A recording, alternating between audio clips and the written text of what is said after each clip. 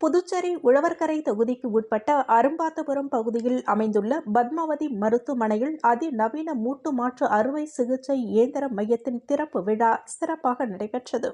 நிகழ்ச்சியில் முதலமைச்சர் ரங்கசாமி மற்றும் உழவர்கரை தொகுதி என்ஆர் காங்கிரஸ் பிரமுகர் மக்கள் சேவகர் டாக்டர் நாராயணசாமி கேசவன் ஆகியோர் இணைந்து குத்து விளக்கேற்றி மையத்தினை திறந்து வைத்தனர்.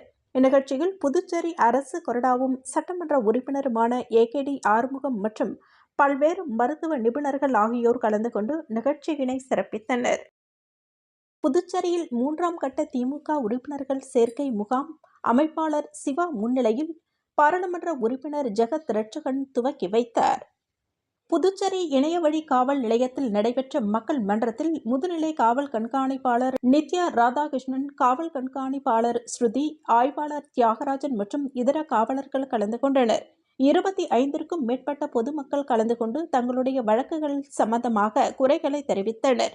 மேலும் பொதுமக்கள் தவறவிட்ட 20 செல்போன்கள் கண்டுபிடிக்கப்பட்டு உரியவர்களிடம் ஒப்படைக்கப்பட்டது. அதன் மதிப்பு சுமார் 6 லட்சம் ஆகும்.